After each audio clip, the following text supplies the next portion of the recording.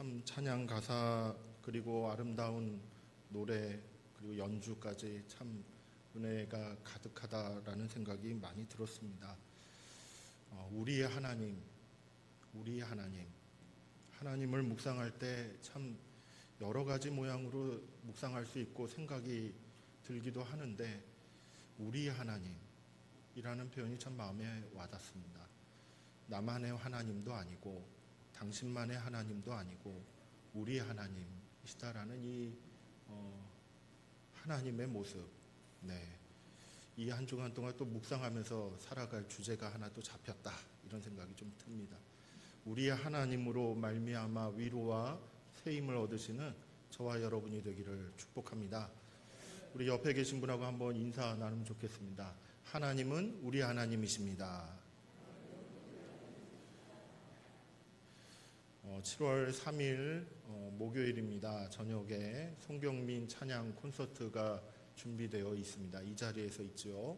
기억해 주시고 많이 참여해 주시면 감사하겠습니다. 하나님의 은혜를 사모하는 사람, 하나님을 다시 한번 느껴보고 싶다 생각하시는 사람, 하나님만이 나의 힘이 되십니다. 내가 살아갈 힘은 오직 하나님밖에 없습니다. 그렇게 생각하시는 분들은 다 오시면 좋겠습니다. 다 오셔서 함께 찬양하고 말씀도 듣고 그리고 눈물 흘리고 기도도 좀 하고 그러면서 하나님과 다시 시작할, 다시 일어날 그 힘을 얻는 시간이 되기를 바랍니다. 오늘 말씀 본문을 이렇게 묵상을 해나갈 때 이 말씀 본문은 정말 많이 다루어진 말씀입니다. 많은 목사님들이 설교를 이렇게 하실 때 이 본문에 있는 말씀을 가지고 여러 가지 내용을 전하시는데 특별히 교회에 대한 이야기를 하실 때 이 본문에 있는 말씀을 주로 많이 이야기를 하십니다.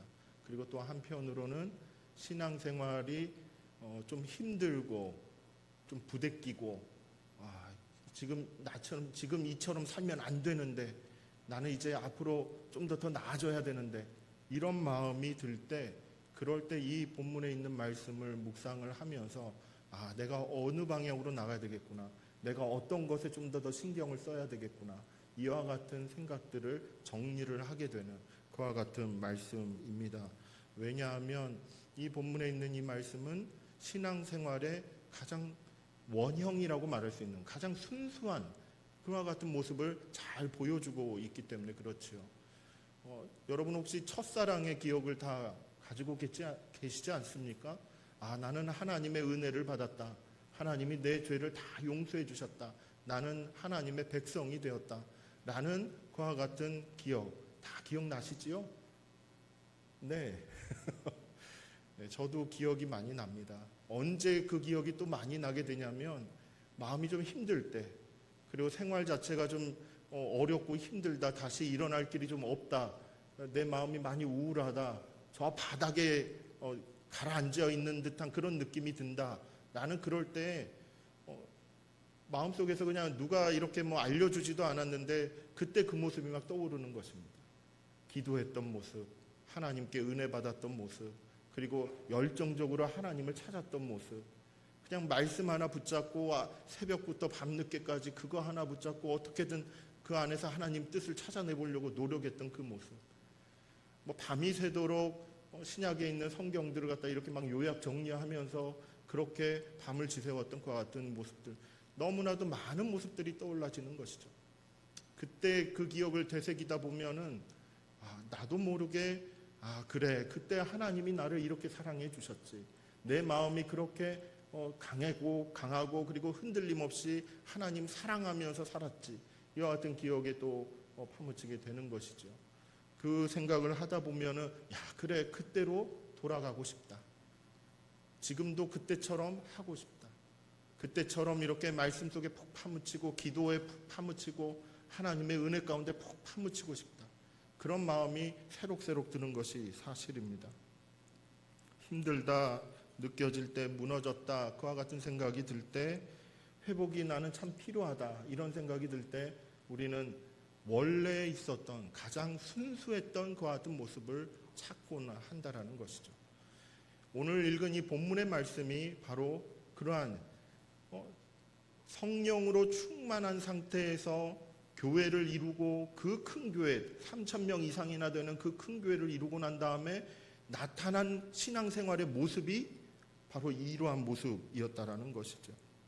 초대교회 교인들의 신앙의 모습을 보면은 그 원형이 어떠한 것인가를 우리는 깨닫게 됩니다. 하나님이 참 기뻐하실 만한 그러한 신앙의 모습이구나. 그와 같은 교회의 모습이구나. 이것을 발견하게 되는 것이죠. 그러면서 그 원형과 내 자신과 또한 내가 속해 있는 공동체와 이렇게 비교를 또 해보게 되는 것입니다.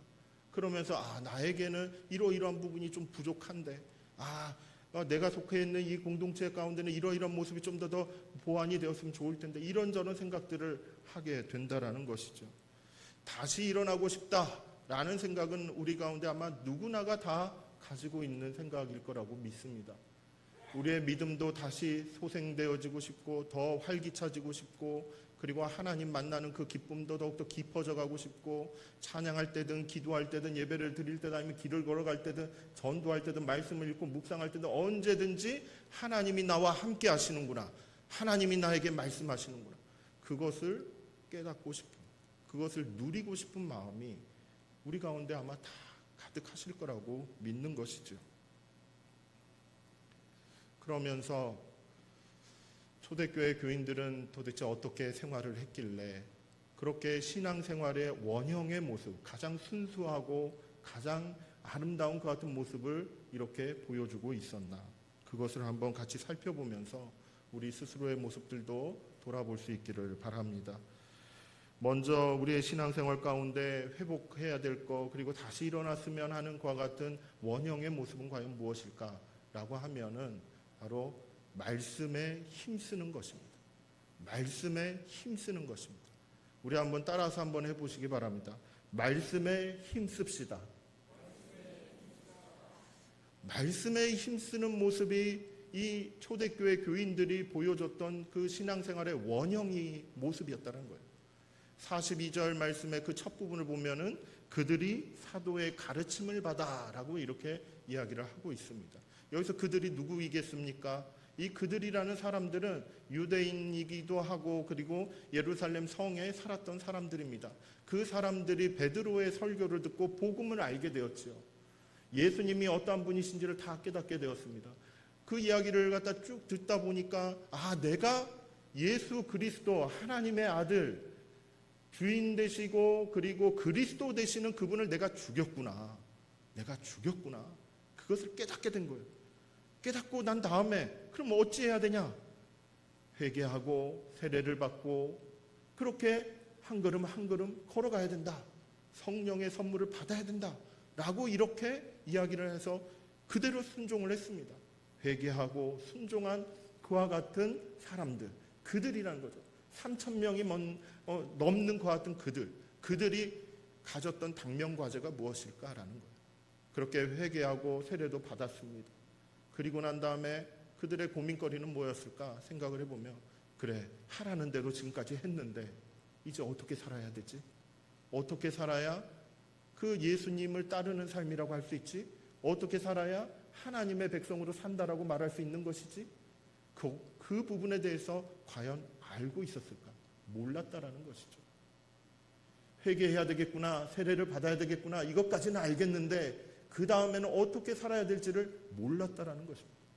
그것을 가르쳐주는 것이 과연 무엇이겠습니까? 바로 사도의 가르침을 받았다라고 얘기합니다. 이제 앞으로 어떻게 살아갈까? 이제 어떻게 예수님을 따라서 살아가 볼까? 제대로 된 그런 신앙생활을 해볼까? 라고 이렇게 뭔가 방향을 찾고 지침을 찾고 규범을 찾고자 했을 때 그래 사도의 가르침을 따라서 이렇게 따라갔다라는 것입니다. 그때 당시 12사도들이 가르쳤던 것 같은 내용을 살펴보면은 예수님의 가르침을 이렇게 잘 들었습니다. 3년 동안 이렇게 따라다니면서 예수님이 하셨던 행적들을 이렇게 잘 보고 듣고 가르쳐 주셨던 그 같은 내용들을 잘 정리해 가지고 그리고 하나님의 말씀에 맞춰서 그렇게 묵상한 바들을 잘 가르쳤던 것을 우리는 확인할 수가 있지요. 12사도들이 이렇게 전했던 그런 복음뿐만이 아니라 그 복음의 내용 더해서 그 복음을 따라서 살아가는 삶이 어떠한 삶인지에 대해 그것을 보다 구체적으로 이렇게 알려주고 가르쳤다라는 이야기입니다. 그 증거로 오늘날까지 이렇게 유명하게 남아있는 책이 하나 있습니다. 그 책은 바로 디다케라는 책이에요. 기독교 고전 중에 잘 알려진 책 중에 하나입니다. 디다케라는 책이 있는데 그 책은 이방인들에게 12사도가 예수님께로부터 이렇게 전해 들은 그 가르침을 이렇게 그대로 전한 그것을 모아놓은 그와 같은 책입니다. 그걸 디다케라고 얘기해요. 12사도들이 전한 가르침인 거죠. 주님의 가르침. 그것을 정리했어요. 분량은 한 갈라디아서 정도의 그런 분량이라고 합니다. 김재수 교수님이란 분이 있습니다. 그 교수님은 남아공에 있는 신학교 여러 군데를 이렇게 강의를 나가십니다. 헬라어를 강의하시는 분이신데 그 교수님이 우리나라의 그 디다케라는 그 책을 헬라어 원문을 이렇게 번역을 해서 출간을 하셨습니다. 사실 우리나라에는 그 디다케를 이렇게 번역해서 출간한 그와 같은 사례가 그렇게 많지는 않은데 그래도 그 몇 권 안 되는 책들 중에서 그래도 조금 잘 이해할 만한 내용들이 좀 담겨져 있다, 묵상할 만한 자료다라고 이렇게 생각되는 부분이 있어서 그 책을 갖다 한번 좀 읽어보았습니다. 이 디다케라는 책은 정경은 아니지만, 즉 성경 안에 들어가 있지는 않지만은 예수님께서 직접 가르쳐 주신 그 가르침을 기억하고 그 가르침을 바탕으로 해서 초대교회 그 성도들이 어떻게 생활을 해나가야 될지, 무엇을 기준으로 해서 살아야 될지 그 상황마다 이렇게 지침을 제시하는 그와 같은 가르침인 것이죠. 그래서 그 김재수 교수님이란 분이 쓰신 그 번역해놓은 그 디다케라는 그 책을 보면은 그 서론의 내용을 보면은 이 책이 어떤 특징을 가지고 있냐면 개인의 신앙생활, 그 신앙생활을 어떻게 살아가야 될지 그 상황에 대해서 멘토링을 해줄 수 있는 하나의 교본과도 같다라고 이렇게 평가를 하고 있습니다. 그리고 세례교인, 처음 예수님을 믿고 신앙생활을 시작하는 그 세례교인이 어떻게 신앙생활을 해나가야 될지 그 입문서와도 같다라고 이렇게 평가를 하기도 했지요. 교회 생활은 어떤 것을 기준으로 해서 살아가야 될지 그 규범에 대해서 설명하기도 했고, 선교를 어떤 식으로 해야 될지 그 규범에 대해서도 이렇게 전해놓은 그러한 책입니다.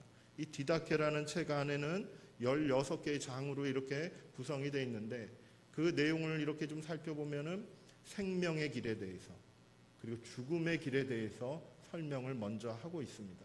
예수님의 그 가르치심 가운데 지도하시는 그 생명의 길이 과연 무엇이냐, 죽음의 길이 무엇이냐, 이것을 구분함과 동시에 또 하나는 무엇이냐면은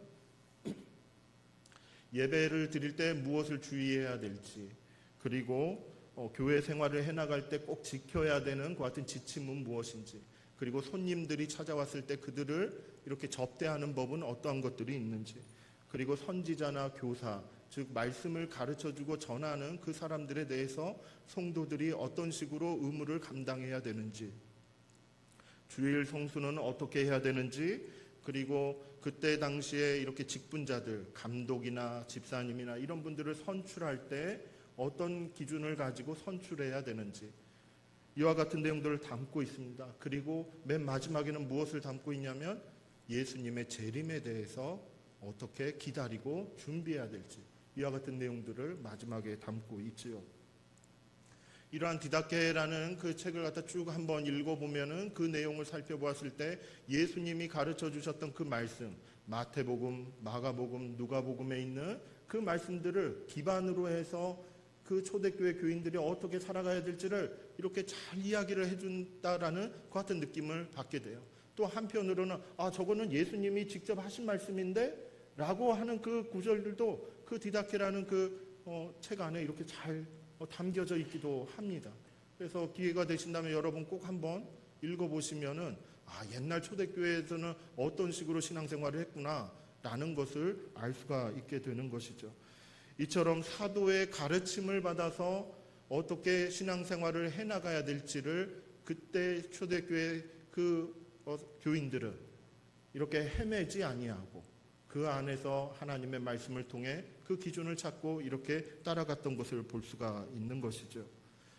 여러분, 우리의 신앙생활이 이렇게 다시 일어나고 회복되어지고 다시 한번 하나님 앞에 칭찬을 받고 이웃에게도 백성들에게도 칭송을 받을 만한 그와 같은 상태로 다시 온전하게 선하기를 바란다고 했을 때 무엇이 올바른 신앙생활인지, 어떻게 무엇을 선택하면서 이렇게 상황마다 내가 무엇을 적용해 가야 될지, 그 기준을 어디에서 찾을 수 있겠습니까? 그것은 말씀에서 찾을 수 있는 것입니다. 하나님의 말씀에서 찾아갈 수 있는 것이죠. 여러분, 우리 교회에서는 아직까지는 이렇게 체계적으로 어떤 성경 공부의 그런 과정들을 마련하지는 못하고 있습니다. 하지만은 앞으로는 이러한 체계적인 성경 공부의 어떤 과정들을 하나하나 이렇게 만들어갈 준비를 하고 있습니다. 하나님께서 은혜를 주시는 가운데 한 걸음 한 걸음 걸어나갈 수 있다라고 믿습니다. 그렇다 하더라도 지금 현재 우리는 하나님의 말씀에 대해서 이렇게 배우고 있습니다. 주일 낮 예배 지금 이 시간에는 주로 말씀, 즉 성경에 대해서 책별로 강해를 하고 있지요. 지난번 사순절, 부활절 기간 동안에는 마가복음 강해가 쭉 진행이 된 바가 있습니다. 그리고 지금은 사도행전에 있는 말씀들이 순서대로 이렇게 쭉 강해식으로 흘러가고 있습니다.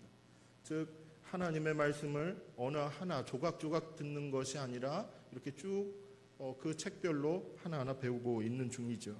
주일 오후 찬양 예배 때에는 우리는 주제별로 신앙생활에 필요한 주제별로 이렇게 말씀을 함께 나누고 있습니다. 지난 3월에는 기도에 대해서, 그리고 4월에는 경건에 대해서, 5월에는 가정에 대해서, 6월 이번 달에는 선교에 대해서 말씀을 나눈 바가 있습니다. 7월 달에는 교회 학교에 대해서 말씀을 나눌 예정입니다. 그리고 수요일 날 있는 강해 기도의 시간대에는 우리는 교리에 대해서 배우고 있습니다. 웨스트민스터 신앙고백서에 이렇게 있는 내용들을 우리는 차근차근 배우고 있죠. 그래서 연초부터 지금까지 우리는 하나님에 대해서, 성경에 대해서, 그리고 하나님께서 영원히 이렇게 작정해 주신 바에 대해서, 그 작정해 주신 바가 창조를 통해서, 섭리를 통해서 이렇게 표현되는 것, 그리고 그 가운데 인간이 타락하게 된 것, 죄를 얻게 된 것, 그리고 형벌에 관한 것, 이와 같은 내용들을 지난 시간까지 배웠습니다. 이번 주부터서는 사람과 하나님과 이렇게 언약을 맺는 것, 그거에 관해서 또 한 2, 3주 정도 이렇게 배울 예정입니다. 그래서 웨스트민스터 신앙고백에 담겨져 있는 그 신앙생활에, 우리의 사고방식의 신앙적인 기준에 그 가이드라인을 매주마다 이렇게 지금 학습을 해가고 있는 것이죠. 새벽 기도 때에는 우리는 책별로 또한 강해를 또 진행하고 있습니다. 맨 처음에는 요한복음을 진행했고 그 다음에는 민수기를 진행했죠. 그리고 지금은 시편을 강해하고 있는데 시편 중에서도 아사베시를 이렇게 함께 나누고 있습니다. 이처럼 체계적이지는 않다 할지라도 각각의 예배들마다 우리는 특성을 가지고 말씀을 지금 나누고 있는 중입니다. 여러분, 물론 여러분들 가운데에는 성경을 좀 더 깊이 알고 싶다, 더 체계적으로 알고 싶다 하시는 그 같은 분들이 계실 거라고 생각을 합니다. 기회는 하나님께서 주실 거라고 믿는 것이죠. 하지만 지금 이렇게 진행되고 있는 이와 같은 말씀에 있어서 여러분들이 꼭 참여해 주시고 함께 말씀을 나누며 그 안에서 우리의 삶 가운데 적용될 만한 하나님의 기준들, 하나님의 뜻들을 발견해 가시기를 바랍니다. 모든 공예배에 적극적으로 참여해 주시기를 바랍니다. 실제로 우리는 다양한 채널들을 통해서 하나님의 말씀을 접해 듣습니다. 나의 귀에, 내 마음에, 내 상황에 딱딱 맞는 말씀들, 어쩌면 내가 찾아간다라는 그와 같은 느낌으로 찾아가는 부분들도 없지 않아 있지요. 하지만 하나님께서는 여러분들, 우리가 속해 있는 이 연세교회를 통해서 우리에게 향하신 하나님의 뜻을 분명하게 알려주고 계신다라고 믿는 것입니다. 모든 공예배에 참여하셔서 그 안에서 우리를 향하신 하나님의 뜻을 잘 발견해 가시고 우리의 삶 가운데 적용해가는 저와 여러분이 되기를 예수님의 이름으로 축복합니다. 두 번째로, 우리의 신앙생활 가운데 회복되어야 할, 그리고 다시 일어나야 되는 원형과도 같은 그런 신앙생활, 그것은 무엇이냐면 바로 교제에 힘쓰는 것입니다. 교제에 힘써야 하는 것입니다. 우리 한번 따라서 해보겠습니다. 교제에 힘씁시다. 교제에 힘쓰는 것은 매우 매우 중요합니다. 초대교회 성도들의 그런 삶의 양상, 그런 신앙의 모습을 보았을 때 교제가 있었다는 거예요. 근데 그 교제에 대한 이야기가 가장 많아요. 사도의 가르침을 받았다라는 내용, 기도에 힘썼다라는 내용, 그거보다 더 많은 구체적인 내용이 바로 교제에 힘쓰는 그와 같은 내용인 것이죠. 42절 중간쯤에 보면 서로 교제하여 떡을 떼며 라고 이야기합니다. 여기서 떡을 뗀다라는 것은 성만찬을 이렇게 나누는 것을 이야기합니다. 예수님의 살과 피, 그것을 묵상하며 빵을 나누고 포도즙을 나누는 것이지요. 식사할 때마다 집에서든 교회에서든 아니면 이렇게 모였을 때마다 이렇게 성만찬을 나누며 예수님의 그 살과 피의 의미를 늘 되새기는 그 같은 삶을 살았습니다. 그래서 초대교회 당시에 로마 사람들은 기독교인들을 향해서 저 사람들 식인이다, 식인종이다, 이런 식으로까지 오해하는 그와 같은 이야기도 있었다라고 합니다. 왜냐하면 살과 피를 먹는데 막 이런 소문들이 있었다라는 것이죠. 그래서 더 멀리하고 더 이렇게 얘기했지만은 실제로 그 예수님의 살과 피를 이렇게 묵상하며 빵을 먹고 그리고 포도즙을 이렇게 나누면서 그 안에서 하나님을 향한 마음 그리고 서로를 향한 기대를 이렇게 같이 모아갔던 것을 볼 수가 있습니다. 그 서로 교제하고 떡을 떼는 그 구체적인 모습을 보면은 더 놀라운 것이 하나 보입니다. 44절에서부터 46절까지의 말씀의 그 내용을 보면은 재산을 나누어요. 재산을 나누고 그것을 서로 같이 사용을 합니다. 그 같은 모습이 보이는 거예요. 여러분 어떻게 생각하십니까? 물론 그때 당시에 초대교회 여러 교회들이 다 그렇게 한 것은 아닙니다. 예루살렘 교회만의 독특한 것 같은 신앙 문화다라고 이렇게 설명하는 학자들도 꽤 많이 있습니다.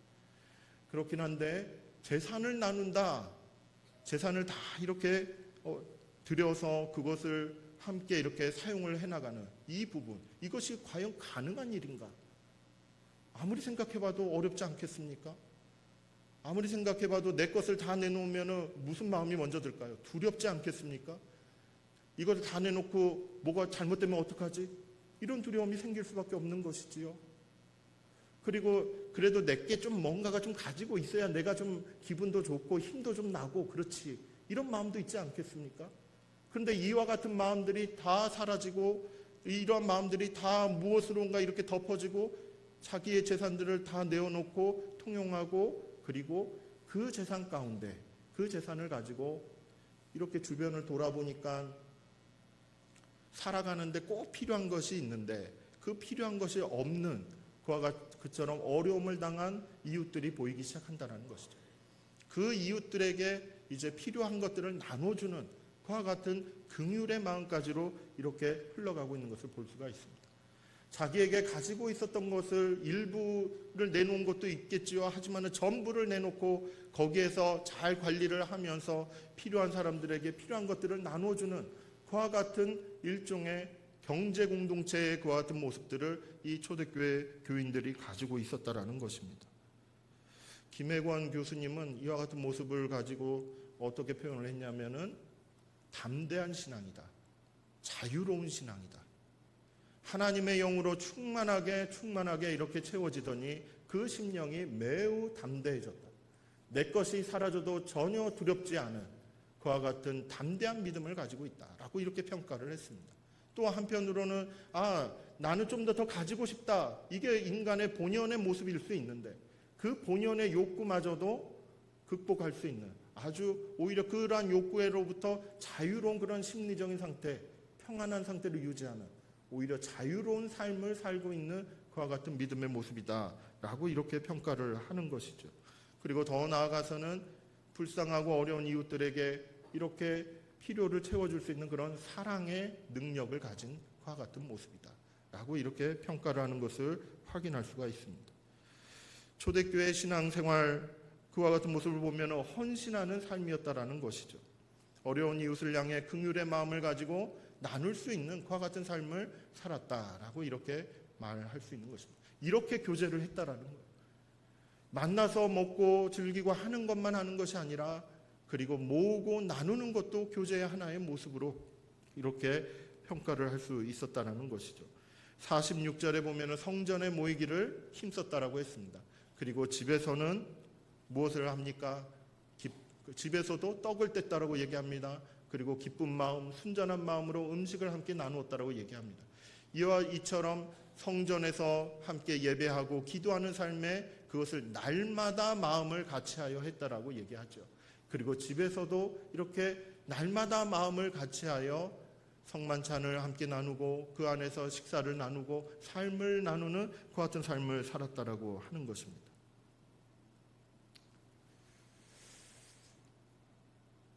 그 성도님들하고 신방을 하다 보면 이런 얘기를 들은 바가 있습니다. 옛날에 얼마나 좋았는지 아세요? 옛날에는 우리 모여가지고 국수도 삶아 먹고 부침개도 해 먹고, 저한테 그런 말 하셨던 분 여기 계시나? 그런 얘기들이 들려와요. 그러면서 그때를 그리워하세요. 그때처럼 이렇게 신앙생활 재밌게 했으면 좋을 텐데, 그때처럼 정말로 마음을 나누고 그리고 삶을 나누고 힘든 것도 있어도 같이 위로받고 같이 기도하고 문제 해결도 같이 받고 그러면 같이 또 기뻐하고 이와 같은 삶으로 돌아갔으면 얼마나 좋을까. 그런 마음들을 이렇게 경험한 적이 있습니다. 어떤 목사님이 이런 말씀을 하셨습니다. 교제라는 것은 윤활유와 같다라는 말씀입니다. 윤활유와 같다. 교회에서 주로 하는 활동을 크게 한 5가지로 이야기를 하죠. 예배 드리는 것이 있습니다. 그리고 교육을 주로 이제 하죠. 그리고 전도와 선교를 하지요. 그리고 봉사를 합니다. 지역사회에 나가기도 하고 교회 안에서도 봉사를 하죠. 그리고 마지막에 친교를 나누죠. 근데 이 중에서 예배라든지 교육이라든지 전도한다든지 그리고 봉사한다든지 이런 것들은 몇몇이서 이렇게 이제 막 해요. 이런 부분들이 좀 더 활성화되고 좀 더 잘하고 좀 더 멋있어지고 또 범위도 더 커지고 이렇게 나가기를 다들 바라고 그것을 향해서 열심히 노력을 해요. 그런데 그것을 가능하게 하는 것이 무엇이냐? 활성화되게 하고 그리고 좀 더 확장되게 하고 좀 더 부흥하게 만들고 하는 것이 과연 무엇이냐? 그게 뭐냐면 교제라는 거예요. 그게 무엇이냐면 친교라는 거예요. 친교가 활성화가 돼야 여러 가지 사역들이 여러 가지 모습들이 다 활성화가 된다는 거예요. 교제가 없으면은 영적인 삶이 유지가 잘 안 되는 거예요. 한때 은혜는 잠깐 받는 거는 있어요. 그런데 그것이 유지가 안 된다는 거예요. 더 커져가지도 않는 거예요. 더 풍성해지지도 않는 거예요.